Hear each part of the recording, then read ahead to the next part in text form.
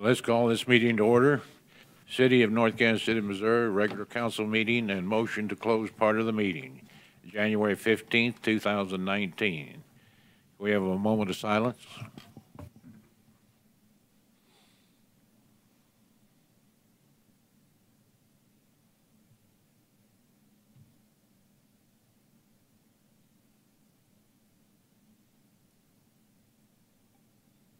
Zach?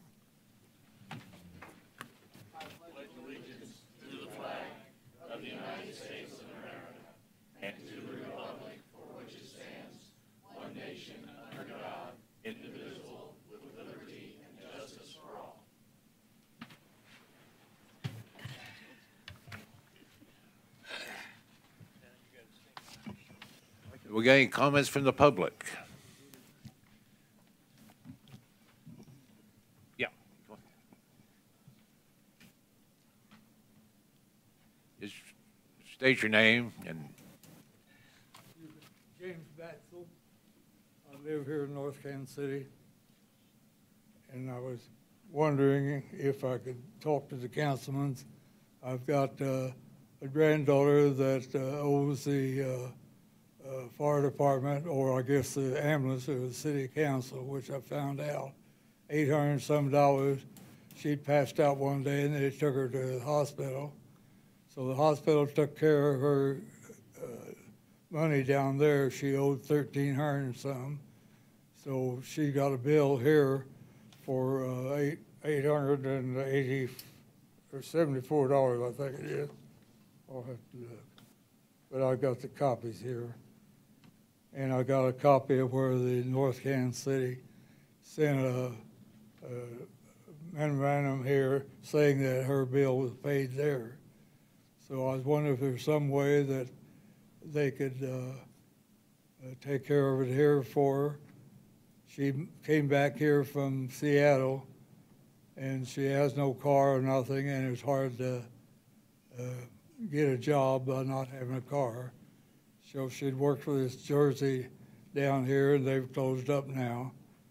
And so she's looking for another job. Without a car, it's hard for her to get around and look.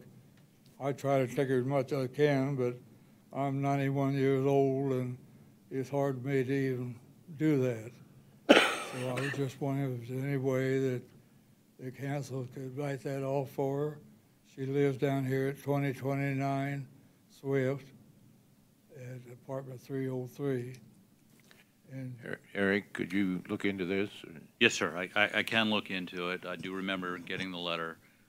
In general, we do appreciate that folks have hardships. We work with folks to the greatest degree possible. In general, though, it does become difficult for us to make exceptions, even in cases of hardship. That puts us in the position of having to judge different cases. So we do generally ask that folks make some small payment to us on a regular basis. But I'd be happy to look at it further and get back to you. Okay. Did you understand that? I'm hard here, I'm sorry. We will look at it and get back to you, sir, on that. You will do. I will look at it. No, sir, I'm not making that promise, but we will take another look at this situation. Okay, then you'll let her know. Yes, sir. We'll let her know. Well, I sure appreciate it. Okay, sir. Okay, thank you. Thank you, sir. Anybody else? Hearing none. Consent agenda. I move the consent agenda be approved as presented. Second. All in favor? Aye. Opposed? Number 8. Resolution commending James R. Hampton. Eric? Thanks, sir. Jim Hampton is retiring as Executive Director of the Clay County Economic Development Council. Jim has been in that position for a very long time, has done a lot on behalf of North Kansas City and all Clay County municipalities, as well as the county at large. So I'd like to read a resolution for him at this time.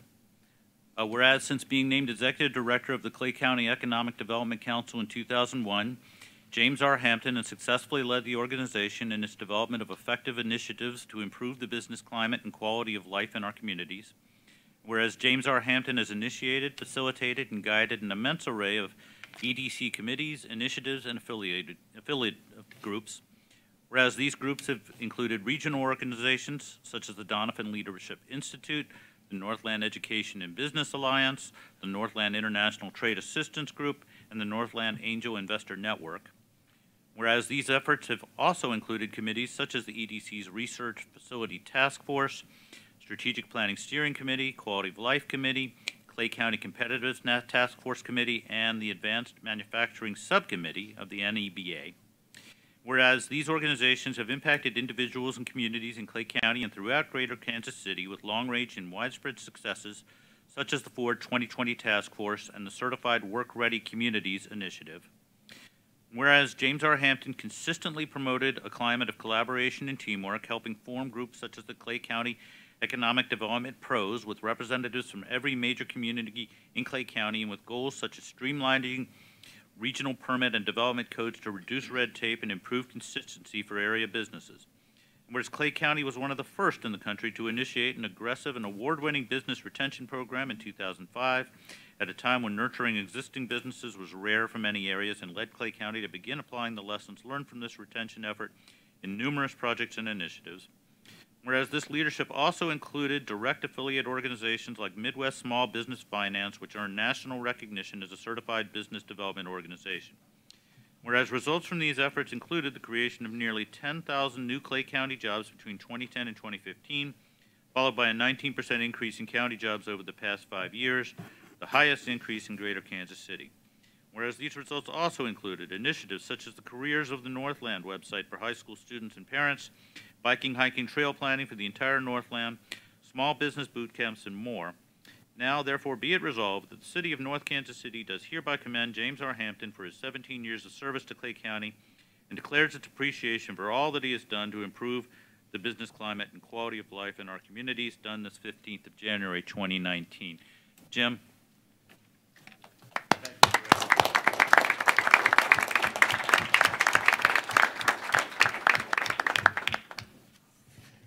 I guess I've been busy, huh?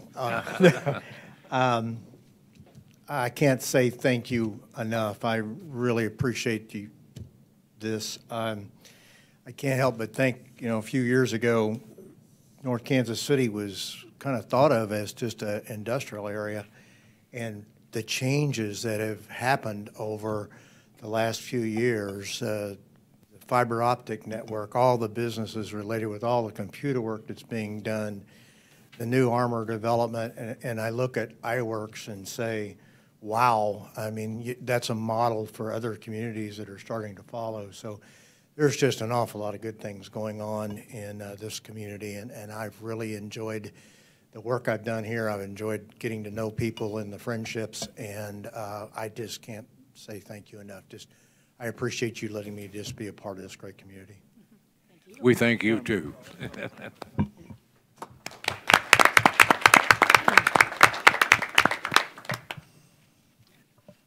Number 9.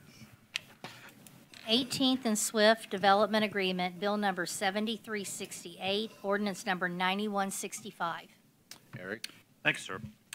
In April of 2018, the city issued a request for proposals to qualified firms for development of the 1.3-acre city-owned property located at the southwest corner of 18th Avenue and Swift Street, which currently serves as a municipal parking lot. The intent of that RFP was to provide additional high-quality residential units in the city on underutilized land and at the same time retain as much of the current public parking as possible. After evaluating the proposals that were received, staff commenced negotiations with Sunflower Development Group. And now before council for consideration is a development agreement with 18th and Swift LLC, which is a company that's been formed and is affiliated with Sunflower. This project will include not less than 150 units of market rate apartments, approximately 3,000 square feet of retail space, and structured parking. And that parking will include not less than 85 street-level parking stalls for public use. Currently, there are 128 public spaces. The transaction between the developer and the city is outlined in the development agreement that's before you. The major business terms of that agreement are the developer will pay the city a purchase price of $250,000 for the property. The developer will build approximately 300 structured parking spaces, of which no fewer than 85 will be street-level public parking. The city will retain ownership of the public parking. The current development budget is estimated to be about $40.6 million. The city's public parking cost is currently estimated at $600,000. Chapter 100 tax abatement is being made available to the developer to defray a part of the costs of the project and the public parking. The developer will receive a sales tax exemption on construction materials, and the city and the developer have agreed to a 95% tax abatement for a period of 25 years. Agreed, of course, subject to your action tonight. There is an extensive due diligence and city approval process that will have to be completed by the developer prior to the sale of the site to the developer. They will have to present evidence of full project funding prior to completing the purchase from the city. Jason Swords, principal with Sunflower, and Mark Moberly, the director of development with Sunflower, are both here if you have any questions of the company. Assuming council approval tonight, staff has set up a meeting tomorrow to discuss the proposed development with businesses in the vicinity of the development, just to let them know what's being planned. We do recommend approval of the development agreement. Be happy to try to answer any questions that you might have. Zach? I'm all in favor of not just having a parking lot there and getting the apartment project in there. The only thing that concerns me, and I don't know if it concerns others on the council, is that we're potentially going from 128 to 85 public parking. And I know that parking is a premium down there. I know there are some other parking that is down on Swift or over on Erie, that's about a block away. But it just concerns me about the number of public parking that we have reserved for us. I'd like us to be closer to 100 spots. I know that would add more cost and everything. Another thing too is to explore, all options down there as far as whether there's other parking or building a garage. But I do want, the apartment project to go through with the retail.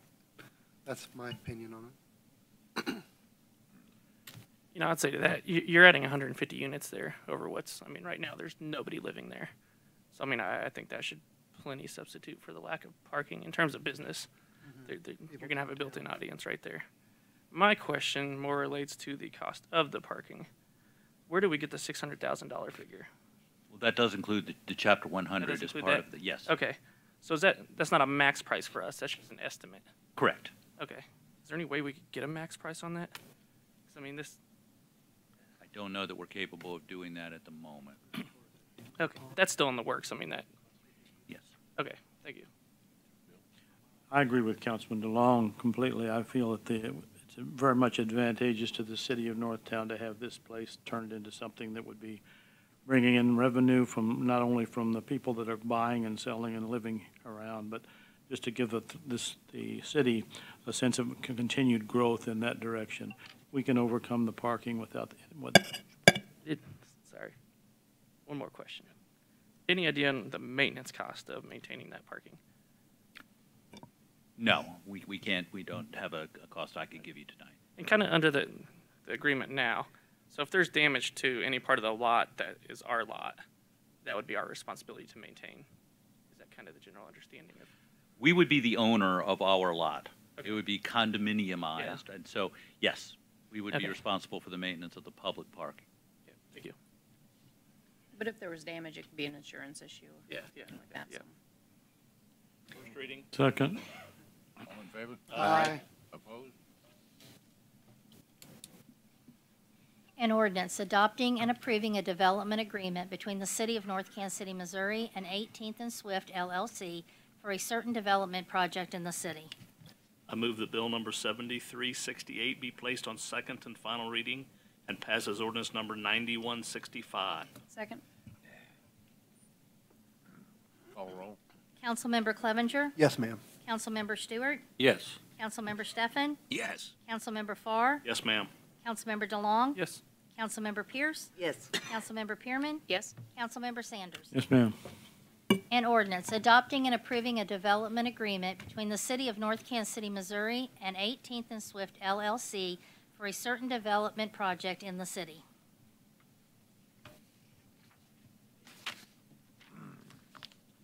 Number 10.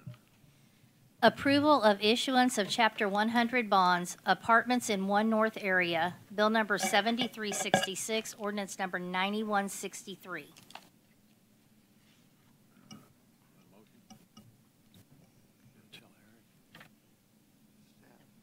Would you like a staff report, sir? I'll ask our financial advisor, Matt Webster, to come forward. Good evening, Mayor, members of the City Council, ladies and gentlemen. I'm Matt Webster with George K. Baum. I'm here to present this agenda item. This Chapter 100 is similar to other Chapter 100s the city has done, and I'll remind you specifically of the other One North Chapter 100, which was for the Old Chicago pizza restaurant that was approved last year. What the developer of this project has asked for is 20 years of tax abatement, which is economically equivalent to the tax increment financing, which is already approved for the site. So it's neutral in terms of the cost to the city. 20 years of property tax abatement is what this bond represents, and the developer will purchase their own debt, so there's no risk to the city. And as with all of these projects, the city is indemnified as to insurance and other risks. As you'll recall, the way Chapter 100 works is the city holds title to the property for the term of the financing, and then at the end of the term, the property is returned to the developer. Outside legal counsel has prepared the documents. The process was started at the council meeting of December 18th. Notice was given to all the taxing jurisdictions, and tonight is the formal acceptance of the Chapter 100 plan. The next thing would be the closing of the Chapter 100 financing, which we expect to happen early in February. With that, I'd be happy to answer any questions. Let me just say one other thing. The project that's being suggested is about a 4-story series of apartment buildings on the lot 1 of the One North. That is sort of the extreme southern tip of the site. Total of 240 units, a mix of studio 1 and 2-bedroom units. And with that, I'd be happy to answer any questions that you might have. Are we doing anything with construction costs? Yes, there is an abatement available for the cost of construction materials, which already overlays the area. So this would be included. So it applies to this as well. It applies to that as well. And again, we wouldn't normally expect that any of the construction materials would be purchased in the city of North Kansas City, nor even typically even in the state of Missouri. So we would see that as advantageous to the developer, but not costing the city anything. Thank you. First reading. Second. All in favor? Aye. Opposed? Thank you. An ordinance approving a plan for an industrial development project, authorizing the city of North Kansas City, Missouri to issue its taxable industrial development revenue bonds, and authorizing and approving documents and certain actions in connection therewith. I move that bill number 7366 be placed on second and final reading and passes ordinance number 9163. Second. Call the roll. Councilmember Clevenger? Yes, ma'am. Councilmember Stewart? Yes. Councilmember Stefan? Yes. Councilmember Farr? Yes, ma'am. Councilmember DeLong? Yes. Councilmember Pierce? Yes. Councilmember Pearman? Yes. Councilmember Sanders? Yes, ma'am. An ordinance approving a plan for an industrial development project, authorizing the city of North Kansas City, Missouri to issue its taxable industrial development revenue bonds, and authorizing and approving documents and certain actions in connection therewith. Freddie? I hate to say this, but I just happened to notice that the bill we just passed, that is an item that is written down here. It says it does not require a public hearing, but it's recommended that the public be given an opportunity to comment on the item. Well, I guess can't comment too much when it's been passed. So our bond counsel with firm of Gilmore and Bell is here, David Martin. Mr. Martin, would you mind speaking to that point? Yes, and I was actually about to interject on this matter myself anyhow. Technically, there's a requirement that there be an opening for taxing jurisdictions to be able to express comments at this point prior to the completion of a passage of the ordinance. And that can be opened up by the mayor simply declaring that if anyone has any comments from a taxing jurisdiction, now would be the time to come forward and make them in front of council. It's true that the council is active, but would it be acceptable if that opportunity were given to someone at this point at least? I think if we give an opportunity at this point, that would be acceptable. So with that, sir, I'd ask if you might ask for any public comment from any taxing jurisdictions. Do we have any public comment on what we just passed? Oops. Apparently hearing none. Close the public hearing. Number 11, 6-month renewal of service contract with the Kansas City Area Transportation Authority, KCATA, for fixed route and flex bus service. Bill number 7363, ordinance number 9160. Eric. Thanks, sir. I'll call on the Assistant City Administrator, Kim Nakahoto. Good evening, Mayor and Council. What is before you today is a 6-month renewal of the contract between KCATA and the City of North Kansas City for the bus service that's both the fixed route and the flex route for a 6-month period. The reason why KCATA has requested a 6-month contract as opposed to their yearly contract is that they are in the middle right now of a mobility and transit study. And what they'd like the opportunity to do is let that study run its course so that they can analyze it. And if there are any recommendations or changes, that they would be able to implement those still in 19. So they've asked you to enter into a contract just for 6 months, knowing that some of the rates and changes may change because they are looking at their processes to implement new ways of doing things that would hopefully lower the cost for the second half of the contract. The memo that was given to you shares the 6-month agreement, which is $217,000 or $217,897,000, leaving the budget remaining at $209,603,000. I've also given you guys the flex rate right now is 64% of the amount within this contract, and the fixed route is 36% of what you guys will be authorizing this evening. The 12-month contract was for $415,000. Staff does recommend entering into this 6-month agreement, and Don Bolin from KCATA is here tonight if you have any questions. Well, first of all, thank you for this memo laying out everything broken down. You know, my first question was, you know, when we're doing the 6-month and I saw that the study was going on, is I asked Don, because I know Don, and he's been always very helpful with any questions that I have regarding the KCATA. Is, are we going to get any sticker shock? And they, you know, in 6 months, and they assured that it's just wanting to get this study done and trying to be more efficient. So I think they're doing a pretty good job on the bus service, and I think we've done well with collaborating with them. So I'm okay with this. I agree with Zach. A lot of my constituents use that bus service in the gardens, and it's important that we continue with some relationship along this line. So this 6 months is fine with me. No problem with it. I was wondering if we know when the study results will come out? I'll call on Don Bolin from KCATA. Thank you. Hi, good evening. Thank you, Council, for having me here tonight. Actually, so we're looking at a preliminary piece of the study to be done in mid-year, but the final study is actually going to be concluded at the end of 2019. At the end of 2019? Correct.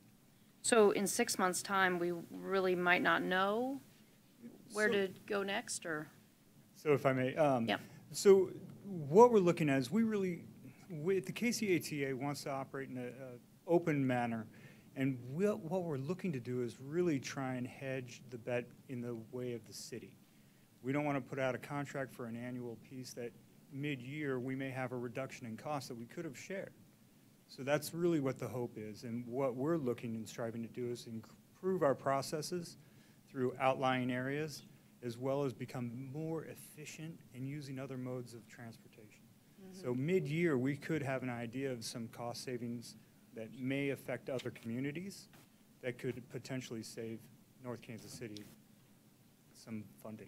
Okay, well, that would be great. I mean, we're sort of in that same boat. I mean, I love that flex route, but it's Yeah. so expensive on a per-person basis, but I don't want to do anything with it because I want people to have the opportunity at a low cost to go different places in the city. And Right. and the fixed route, of course, is sort of a given that we're going to do that. So we'll be interested to hear more information as you have it, more ideas.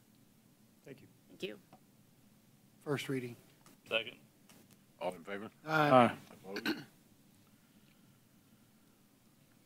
An ordinance adopting and approving a contract by and between the City of North Kansas City, Missouri and the Kansas City Area Transportation Authority for public transportation services within the City of North Kansas City, Missouri. I move that bill number 7363 be placed on second final reading and pass as ordinance 9160. Second. Call roll. Councilmember Clevenger. Yes, ma'am. Councilmember Stewart. Yes. Councilmember Stefan. Yes. Councilmember Farr. Yes, ma'am. Councilmember DeLong. Yes. Councilmember Pierce. Yes. Councilmember Pearman. Yes. Councilmember Sanders. Yes, ma'am. An ordinance adopting and approving a contract by and between the City of North Kansas City, Missouri and the Kansas City Area Transportation Authority for public transportation services within the City of North Kansas City, Missouri. Number 12. Request by Matt Adam Development to extend time for option to purchase 1007 Armor. Bill number 7365, ordinance number 9162. Eric? Thank you, sir. In February 2018, the City Council approved giving Matt Adam Development an option to purchase the city-owned property at 1007 Armor. The option expires on January 31st, 2019, and the city has received a request from Matt Adam Development to extend the purchase option for the property to December 31st, 2019. In the memo in your packet, we reviewed the terms of the original option. Staff does recommend extension of the option to purchase, and ordinances before you accordingly. Ryan Tull of Matt Adam Development is here if you have any questions for the development company. Okay. I don't have a question, just a comment. I know that this project is trying to get the MDHC tax credit? And so if we're needed again to speak in support of that like we did last year to try to get that moved along, I'd be happy to do that, as I'm sure anybody on the council would. Do we know what's happening with that tax credit program in the state of Missouri with Governor Parsons? Mr. Tull could also speak to it. My understanding is it's still crawling along. Governor Parson is more supportive in general of tax credits. This is the federal tax credit program. It is still have to be approved by the Missouri Housing Development Commission, which is why they have a role in the process, even though these do not actually involve the state tax credit. But Mr. Tull, do you have any additional insights into the status of the tax credit program? I just want to make Ryan get up. Yeah, I think that's right.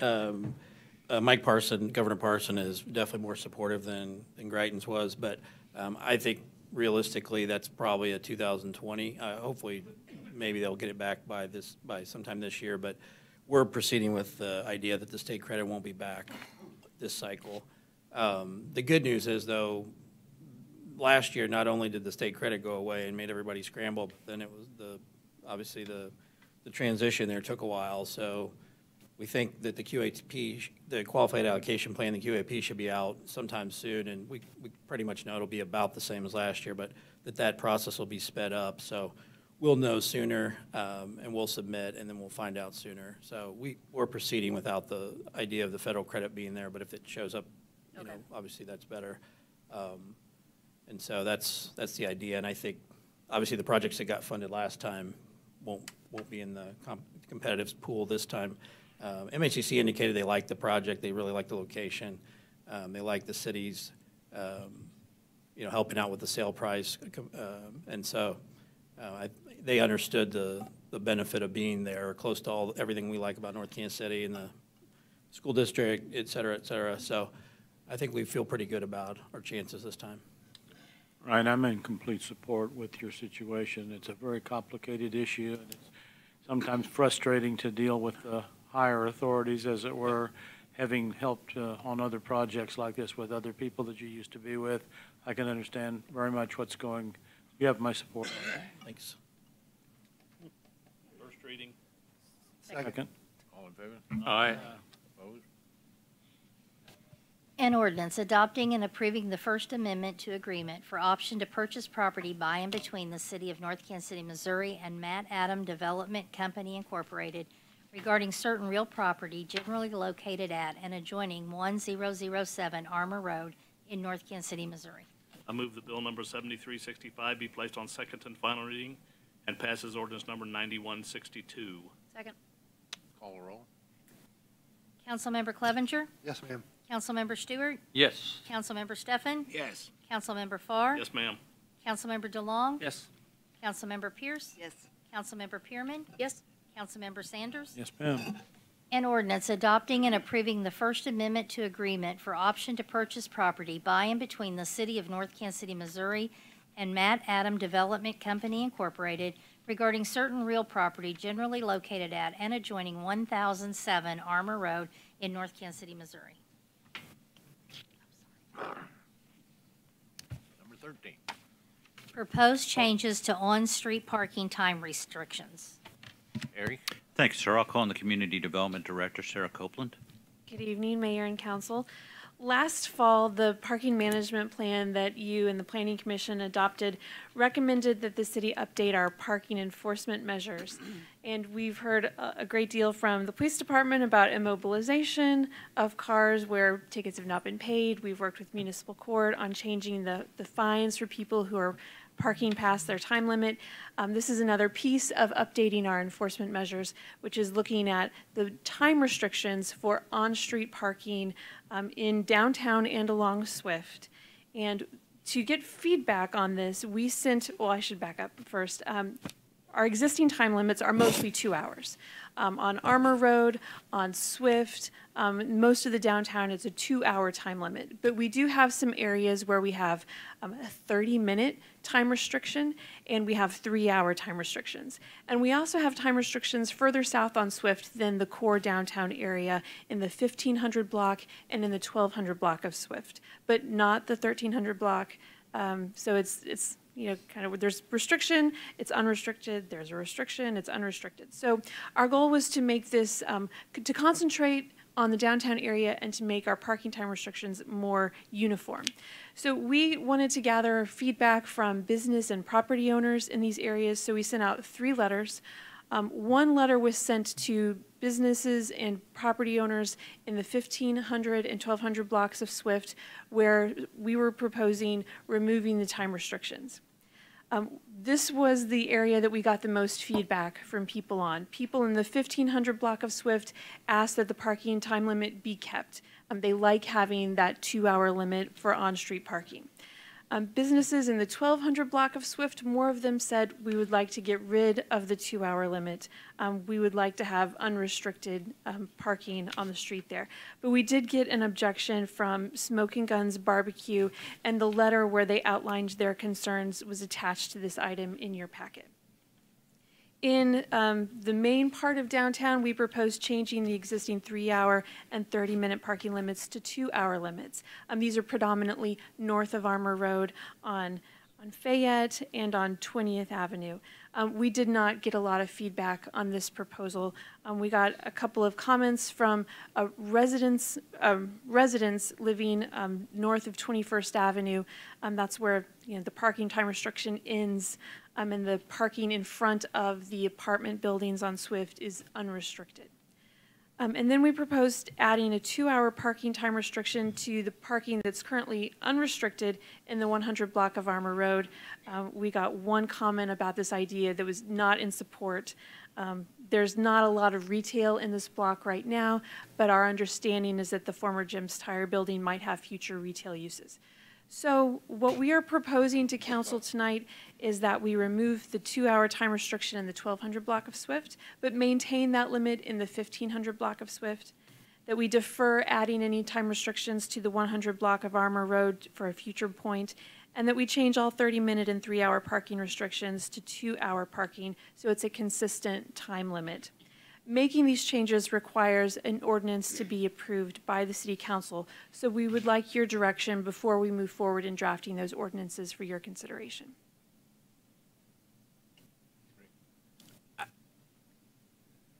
Are there exceptions to the parkings? What I'm getting at, I know at 20th and Swift, the dentist will hand out placards you put in your window that says, in case the parking person comes by, that you are in the dentist's office and shouldn't be ticketed. The ordinance does not permit any exceptions for the time restrictions. And the only reason I bring it up, it is funny, but it's true, because I did go there once, and they gave me a placard to put in my car. I was hoping it wouldn't take 2 hours. But anyway, the reason I brought it up is if you do it for the dentist, now we have a restaurant right down the street, you know, on the same side. Then it'd be only fair to give it to them. So I'm glad to see that he's just taking it upon himself to do this. What's interesting is that we didn't hear any comments from them about making this change. You didn't? No. I'm surprised because he owns a lot of them buildings now. It's not, he's got his own parking permit. I think the last meter person was just really nice to him, maybe. I That don't person no longer works here, and there are no exceptions in the downtown area, period. Good. Okay, so anybody asks me, I can tell them that. Yeah. He hasn't put one of those out in quite a while, though. I go by there frequently, and I see he used to be at there all the time, but he hasn't done it for a while. Maybe he's getting faster. Because they're big. They're like this. Cover part of the windshield. I'd like to take some of these one at a time, and like in the 1200 block of Swift, it seems like there's conflict among the businesses there on the parking time. What was the parking time before that? There was no limit, right? I don't know when the limit was added, but it has been 2 hours for probably 6+ years. In the 1200 block of Swift. Yes. Is there any chance? Is there any? Just, I don't think that's, with all due respect, I think that it's actually been less of a time, because I think that's occurred in the time that I've been here. Before that, there was no time limit. And then at the request of Smoking Guns, we did put some time limitations in that area. So it's only been a few years now. Well, is there any chance we could try to get some mediation between those people to see if there would be a compromise or among the businesses, or do you think that's worthwhile? I think the only business that seems to be still Smoking arguing Guns. for it is Smoking Guns. All the others are advocating for the removal. Well, what's the advantage of removing the 2-hour time limit on that block for the city? What is the advantage for us from removing that time limit? Well, one advantage is that the parking enforcement officer doesn't have to spend time in that block anymore and can spend time in places where it's more important to us to see turnover of parking spaces. I was contacted by a business owner there in that block that said he had a tenant, or a potential tenant, that couldn't move in or wouldn't move in because of the time limit. Yeah. And I think Kim and Sarah took care of that right away. He was impressed. He talked to me, and the next day he had his answer. Boy, said he's working. What we told him is that the council would be considering I it know. tonight. I know. It seems to me it's kind of random to have that all the way down there. I mean, it's just a bunch of unrestricted. I mean, I don't have any problem at all with them taking away that restriction. Smoking Guns has a parking lot. I know they built it and whatnot. And I do appreciate their concerns. I'm not minimizing their concerns. But it appears the other businesses who weighed in also have concerns in that they don't, it's difficult with their customer base. And I can understand that, because if your meeting goes longer than, 2 hours, you have to interrupt your meeting, then go run out and move the car, and I don't see that that's an advantage. And there's a lot more of them down there than there is the restaurant. So I'm not dismissing Smoking Guns' complaint, but, You know, you can't do it just for one business, so I'm in agreement with the recommendation in regard to that piece.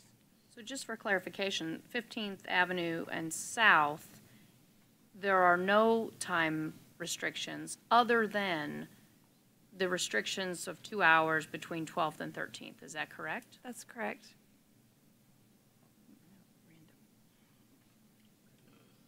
So you're saying in 1500 block of Swift, there's no parking time restriction? No, in the 1500 block would be 15th to 16th. There is on the east side. But south of 15th to 13th, there are no time restrictions. Which that brings up another point I was going to get at later, and I don't, excuse me for jumping ahead here, but like in the 100 block of Armour, and you say that there's possible retail establishment might move in, couldn't you have time limit parking on one side of the 100 block of Armour and not on the other? Yes, you could. That would keep everybody happy, I think, in that section. What about between that option between 12th and 13th? I mean, it is random. It's even more random. But having 2-hour restriction on one side of the street and having no restrictions on the other side of the street, would that be an option? We do that now in the 1500 block. The restriction's just on the east side. And it wouldn't resolve the parking enforcement. Yeah, but that's more of an operational issue. I mean, you It can is. choose to, Enforce or not. yeah, where you enforce in the city based on need, you know, or I think that's more of an operational issue personally, but. The business that was opposed to it, I mean, as far as wanting it removed, I'm sorry, in favor of it, are they on the other side of the street from Smoking Guns, or? You know, I don't. There were a number of. They're on, All the The address was they're on both 1200, sides of the street. 1200 Swift was the If you address. do it on one side and the other, it wouldn't make all businesses happy. I mean, Yeah, but at least you have an option of where to park on that block for unlimited parking and where to park on that block for limited parking, I guess. I don't know. Just an idea. might be confusing. Smoking Guns Another has question. their own parking lot north of their building, and then around behind their building, they tore buildings down to make a parking lot. So they've really got adequate parking down there at Smoking Guns, I would think. Well, they did do that. They tore a building or a house down. You know, they did that. Yeah, I know. That's just natural for them to want more. You know, that's, One thing I wanted to ask about, and I've kind of forgot about this, is that on Swift, between 21st and 20th, do you know what the time limit is there? It's 2 hours. 2 hours. Okay, that's all right. Because the reason I say that, there, you know, there's a barber shop there. I go to the barber shop. It's a walk-in basis. I might not even get to the chair for 30 minutes.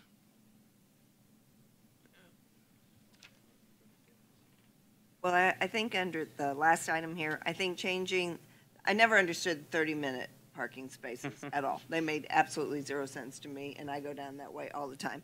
And I think it makes a lot more sense to have everything within the 2-hour limit where we're doing the limits, because it's confusing to have it all different places all over. And I think it probably is difficult for the people who actually try to enforce that too.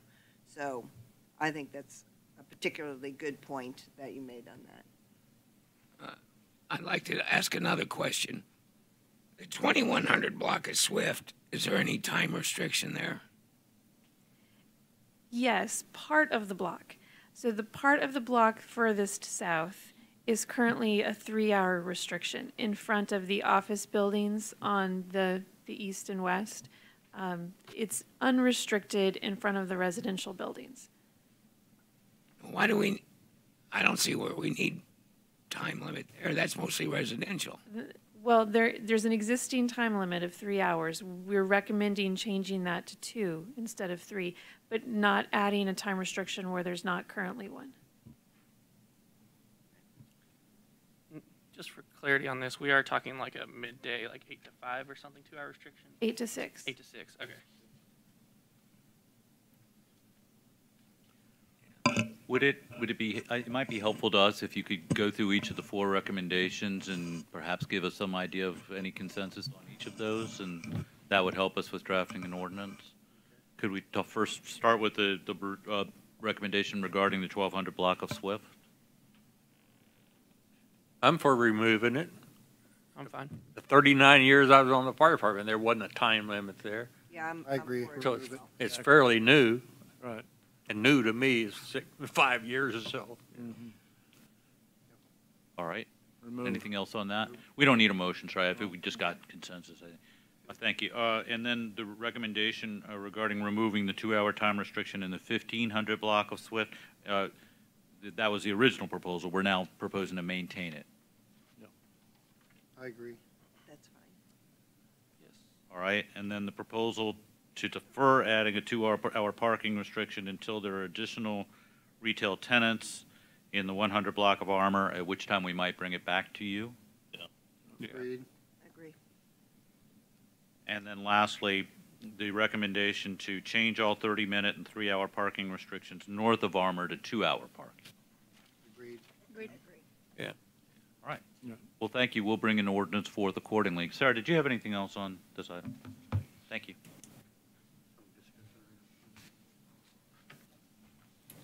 Okay, moving on. Proposed code amendments, Chapter 5.04, Business License Generally, Bill number 7364, Ordinance number 9161. Eric. Thank you, sir. I'll call on Ms. Nakahota. Good evening, Mayor and Council. On December 4th, you hosted a work session to discuss the business license process and entertain a couple of thoughts we had on a couple of ways we could make our business license process a little bit more streamlined. At the end of that meeting, you asked us to come forward with a formal recommendation on actually amending our code. There were 3 separate actions that we asked you to entertain, and before you, those actions are within your packet. Number 1 is to amend Section 5.04.20A, and that is to change the fine penalties for businesses that are operating without a valid business license. Currently, it is $50, and what our recommendation for you today is to change that to another part of the city's code, to Section 1.16.010, and that was in your packet as well. What that allows us to do is to streamline our processes and to make all of our fines more uniform throughout the city's code. The second action would be to amend Section 5.04.210, and what that would do would be to reduce the compliance time from currently 90 days down to 60 days. And what we'd like to do is, with that particular code amendment, is to expedite the city's compliance with business licenses. That way they can get into compliance before the 6-month period, and then the business license process begins again. The third action would be to actually remove one of the sections, Section 5.04.240. After discussing with the city prosecutor and the municipal judge, that particular section is not enforceable, so we would recommend that it be removed. One of the things I'd like to highlight is that we would like to actually make the amendments effective on June 30th of this year. We've already sent out the business license renewal letters, and within those letters communicated our original timeline, the one that's in our code right now. We just feel like that's not fair to amend it midway through the compliance process. But what this would allow us to do is, after 6 months of non-compliance, it changes it over to that other fine schedule that would allow municipal court a few more options on bringing those businesses into compliance. During the work session, there were several questions that you asked us to do some research on, and we are actually preparing that right now, and that'll come forward to you at a further date. If you have any questions about anything in front of you, please let me know. First reading. Second. All in favor? Aye. Opposed? An ordinance amending Chapter 5.04, Business Licenses Generally, of the Code of the City of North Kansas City, Missouri. I move that bill number 7364 be placed on second and final reading and pass as ordinance number 9161. Second. Call roll. Councilmember Clevenger. Yes, ma'am. Councilmember Stewart. Yes. Councilmember Steffen. Yes. Councilmember Farr. Yes, ma'am. Councilmember DeLong. Yes. Councilmember Pierce. Yes. Councilmember Pearman. Yes. Councilmember Sanders. Yes, ma'am. An ordinance amending Chapter 5.04, Business Licenses Generally of the Code of the City of North Kansas City, Missouri. Number 15. Allocation of Harrah's Charitable Fund contribution. Eric. Thank you, sir. The city's ground lease with Harrah's Casino provides that Harrah's North Kansas City will make a charitable contribution to qualified charitable organizations that provide services or other benefits to residents of the city. This year, that charitable contribution is in the amount of $100,000. You conducted a special meeting last week, at which time you reviewed the applications, determined the allocations that you would like to make, and we now have those allocations before you for formal approval. We simply ask at this time for a motion to Move to approve those. approve. Second. All in favor? Aye. You know, I'm glad we went to an ad hoc committee on doing that. We used to just have a committee selected, and we're doing it, been doing it ad hoc for some time now. And there's a lot of good banter back and forth. Councilwoman Pierce here has given us some great insight into some of these organizations so that we can kind of delve in, dig into some of them. And that's really been a blessing. Thank you. Thank you. Welcome. 16. Approval of City Strategic Plan, Resolution Number 19-004. Eric. Thanks, sir. In June of last year, the City Council conducted a strategic planning process with the assistance of Shockey Consulting. They provided staff a document. They summarized the discussion and basic goals that were agreed upon following the session. Staff then created a document which you considered at your work session 2 weeks ago, at which time we went over the various recommendations for goals, objectives, and action steps. And now before you, in accordance with your review of 2 weeks ago, is the strategic plan for your formal approval. Motion. Move to approve. Second. All in favor? Aye. Opposed?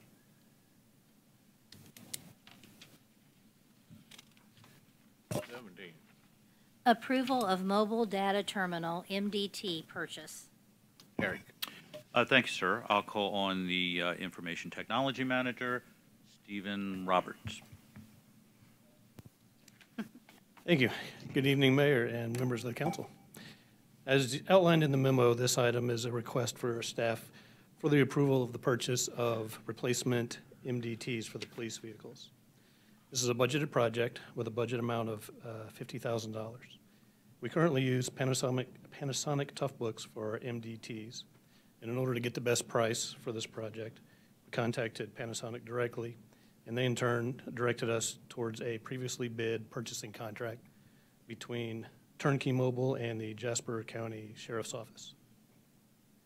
Using the contract pricing, the cost for the replacement of the MDTs is $47,500. Therefore, I request council approval to move forward with the purchase of the replacement MDTs from Turnkey Mobile at the price of $47,500. Of course, if you have any questions, I will be happy to answer them. Move to approve. Second. All in favor? Aye. Opposed? Thank you. Number 18. Renewal of contract with Musselman and Hall, Resolution Number 19-001. Eric. Thank you, sir. I'll call on the Public Works Director, Pat Hopper. Thank you. The city's contract with Musselman Hall for concrete repairs was approved by council January 17, 2017. The term of the contract is for 1 year and can be renewed for up to 2 additional years upon approval of the council. Council approved a 1-year contract renewal last January. Musselman and Hall has requested a second and final 1-year renewal that would include a 2.5% increase to the 2018 hourly rates. In addition, a $2 per hour increase in the 2017 equipment rates has been requested. Staff deems these increases to be reasonable. Public Works staff is pleased with the concrete work that Musselman Hall continues to do and recommends approval of the renewal. Move to approve. Question, sorry.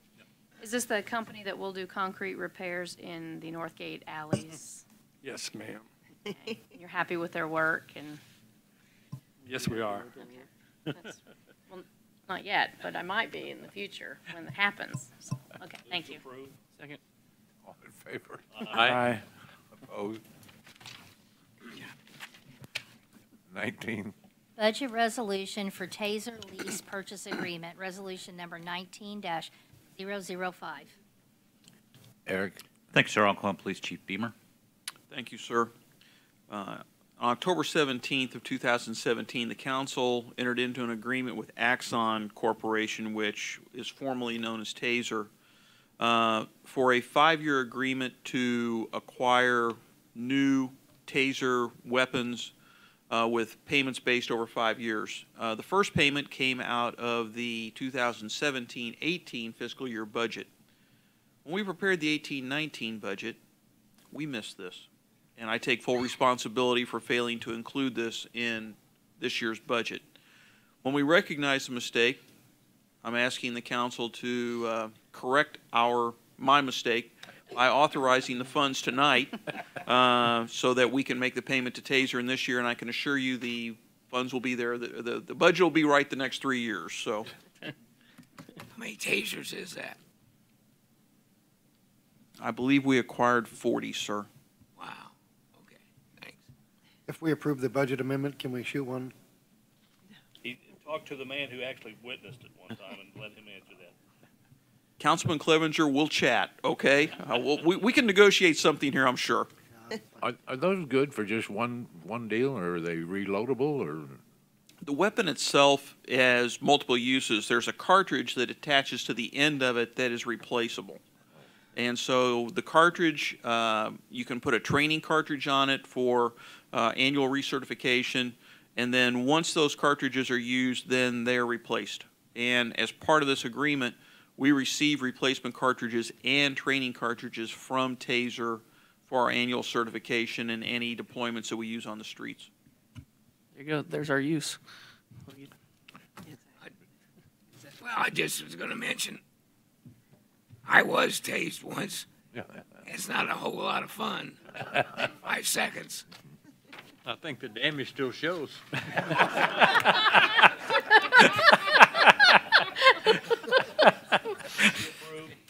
Second.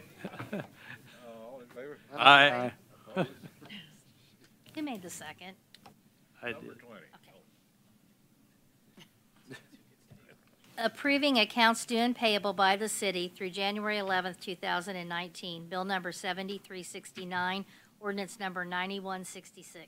First reading. Second. All in favor? Aye. Opposed? An ordinance authorizing payment for certain accounts due and payable by the city through January 11th, 2019. I move that bill number 7369 be placed on second and final reading and pass as ordinance number 9166. Second. Call the roll. Councilmember Clevenger. Yes, ma'am. Councilmember Stewart. Yes. Councilmember Steffen. Yes. Councilmember Farr. Yes, ma'am. Councilmember DeLong. Yes. Councilmember Pierce. Yes. Councilmember Pearman. Yes. Councilmember Sanders. Yes, ma'am. An ordinance authorizing payment for certain accounts due and payable by the city through January 11th, 2019.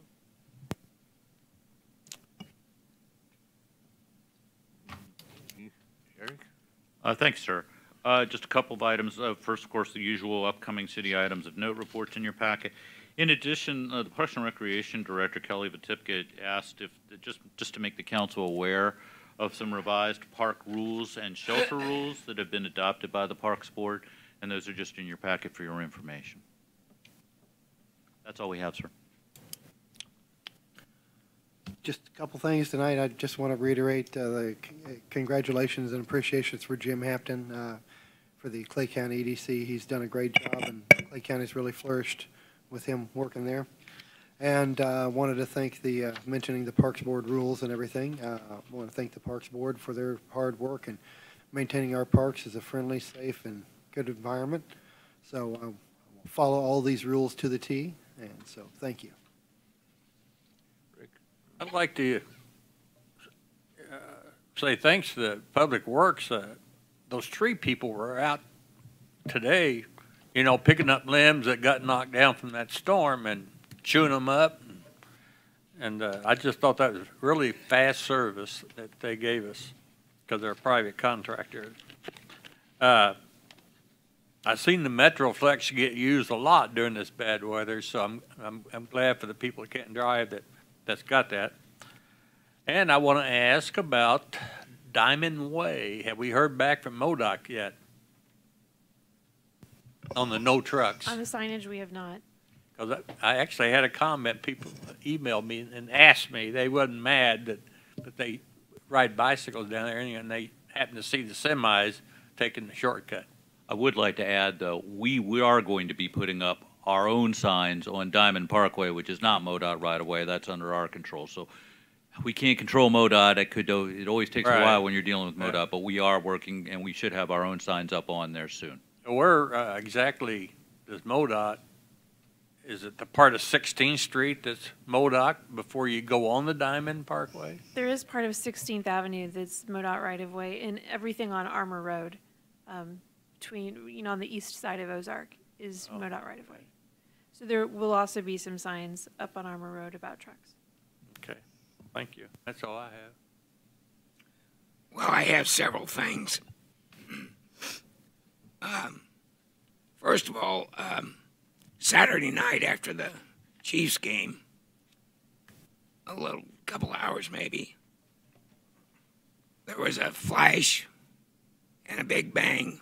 Transformer went out. People on my side of the block, we lost power, electrical power. When you lose electrical power, you lose your heat too. And about 20 minutes, 15, 20 minutes after that happened, I'm looking out in the back, and it's behind my neighbor's backyard, and there's a wire, overhead wire, and there's a fire burning in two spots. And it's a continuous thing, and obviously it's electrical. One was bigger than the other, but I thought, well, with all the snow and everything, it's probably not a big deal. But I decided to call the fire department. And I thought, well, if I err, I'm erring on the side of caution. And I want to thank the fire department for responding. There were two burning fires. It continued to burn electrical fires on the same wire in two different spots, about 6 to 8 feet apart from each other. And I just want to express my appreciation to the fire department and police department on that incident. I found out later that there was anywhere from 80 to over 90,000 people that lost power. And even yesterday, as we speak today, in the Kansas City area, there's 10,000 people that don't have power. I tell you what, when you lose your power, you lose your heat. For me, the first 10, 12 hours wasn't that bad, but afterwards, it went downhill fast, being cold. So the question arises that I'd like us to think about, if we've done any pre-planning where we would have warm shelters, should this happen again, in a large number of people that would lose power and not have heat. I know at one time we're going to utilize the community center, but now that's under the YMCA. But they would still work with us. Whether you think Yes, they sir. would, we could implement that. Yes, sir. That's even, I believe, provided in our operating agreement with them that they would serve in that role. Yeah. Okay, I was thinking somewhere about that. Yeah, this was apparently the fourth worst outage we've ever had. And I also want to thank the Public Works for clearing the streets of snow during that storm. And we're going to have another one in just a couple days, so we'll see what happens. Another thing I want to mention, it's a shame that has occurred, and that's Henry Wurst is leaving business. I guess they were acquired, and they have like 170 employees. The facility on Saline, I guess, will be closed, and that's a sad thing. And the third thing I wanted to mention was that the police officer, Jason Smith, who rescued the cat, that's well known throughout the world through the news media. If you look at that situation, he did a kind thing for the animal. And PETA was, I understand what I've heard is PETA's very pleased with it. But also, when that occurred, it looked to me like that was done in about as safe manner as could have been done. I've heard how that cat got on the median. I kind of have reservations that that was it. But the cat didn't drop out of the sky. We know that. But the point is, he likely prevented a collision. Somebody would have possibly have been driving by there, all of a sudden stopped their car, thinking, I'll help this cat. They get rear-ended, and you have a chain reaction of rear ends. So it was a safety issue, too. And I'm glad that he's been receiving, and the department has received credit for it. And I'd like to see the police department and him even receive something further from the council. And that's all I have tonight. None this evening, sir. Nothing. I'd like to thank not only the city, but in our ward, the citizens in our ward did a really good job cleaning up their sidewalks. I walk my dog, so everybody who cleans up their sidewalks so I can not trudge through this much snow at 5 in the morning, I'm appreciative of. And I really like walking around the park, Dag Park, because that was all cleared off, and it just makes it a lot easier. And I think that shows that we all take a lot of pride in our community, that people get out there the minute they can and clean things up. I agree. I have a couple things tonight. One is a thank you to Public Works for the snow removal. So thank you for that, and for trying not to put it on in front of our sidewalk entrances. I know that's hard to do, but thank you for doing that. And then just to remind folks about, we have Christmas tree pickup tomorrow. I'm just got my tree out, so I'm probably the only one in the city that you'll pick up, but it's out there waiting for you.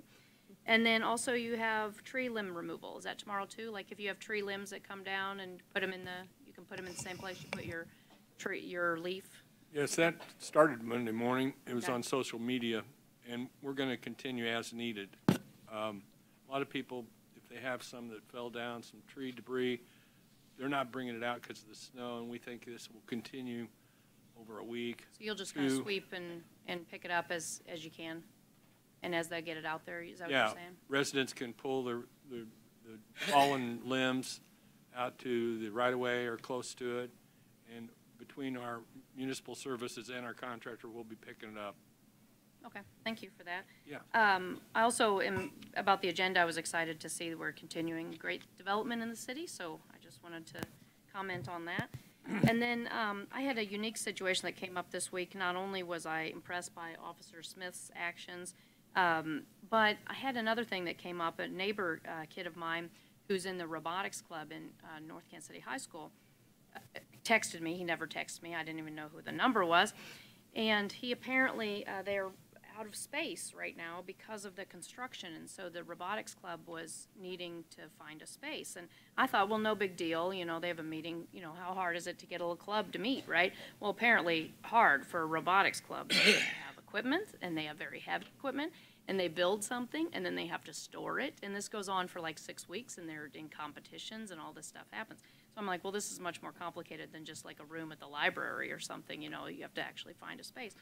So I went to staff, and Eric helped as well, and I went to the business community, and Richard Groves, and he reached out to some business folks who are embedded in our community, who are very helpful, and a couple of them jumped into action, and I don't know what happened. I'm still waiting to hear if they found something that will work, but there were a couple instances this week that made me feel very happy and proud to be a resident of the city, so that was one of them, and I just wanted to share that. So hopefully they'll be able to work something out. It'll be a nice school business partnership. So very appreciative of that. Thank you. Well, Fred kind of stole my thunder in regard to Officer Smith. I think he and I are quite on the same page in regard to that officer. I love animals. I'm not a huge supporter of PETA, but I am a huge supporter of the North Kansas City Police Department, and I think the methodology that they use to select their officers, if that's any reflection on the officers that you find, this gentleman might be a completely different type of person, but the thing that he did is reflective on his character, and that reflects right back to you guys. So my kudos to you. And tell him thanks from Councilman Bill. That's all I have. I will let him know that the council expresses their appreciation to him. He is a shy individual, and all the attention that has come his way has made him very uncomfortable in this matter. Just to let you know, the cat has its own Instagram account. It's rapidly approaching 6,000 followers. Oh, my goodness. And today the question was asked, where are you at? And I started going through the list. Finland, Germany, Portugal, the United Kingdom, all over the United States. That's so cool. It is. really Well, cool. and a couple of responses were written in either Japanese or Chinese, so I'm not sure which ones they were, but it has truly been a remarkable thing to watch evolve since he made that rescue. And we have received a great deal of positive press, the department, the city, Officer Smith in general, and I'm thankful that if we're going to have something go viral, it is a story like this one. Yes. Hopefully, he won't want to become an animal control officer. Everything's been said. Okay, moving on. Consideration of a request to hold and recess into an executive session as requested by the city administrator to be held on this date on a litigation matter pursuant to Missouri Revised Statutes 610.0211. So moved. Second. Councilmember Clevenger. Yes, ma'am. Councilmember Stewart. Yes. Councilmember Stefan. Yes. Councilmember Farr. Yes, ma'am. Councilmember DeLong. Yes. Councilmember Pierce. Yes. Councilmember Pearman. Yes. Councilmember Sanders. Yes, ma'am. Consideration of a request to hold in recess into an executive session as requested by the city administrator to be held on this date on a real estate matter pursuant to Missouri Revised Statutes, Section 610.0212. So moved. Second. Councilmember Clevenger. Yes, ma'am. Councilmember Stewart. Yes. Councilmember Stefan. Yes. Councilmember Farr. Yes, ma'am. Councilmember DeLong. Yes. Councilmember Pierce. Yes. Councilmember Pearman. Yes. Councilmember Sanders. Yes, ma'am. Consideration of a request to hold in recess into an executive session as requested by the city administrator to be held on this date on a personnel matter pursuant to Missouri Revised Statute Section 610.0213. So moved. Second. Councilmember Clevenger. Yes, ma'am. Councilmember Stewart. Yes. Councilmember Stefan. Yes. Councilmember Farr. Yes, ma'am. Councilmember DeLong. Yes. Councilmember Pierce. Yes. Councilmember Pearman. Yes. Councilmember Sanders. Yes, ma'am.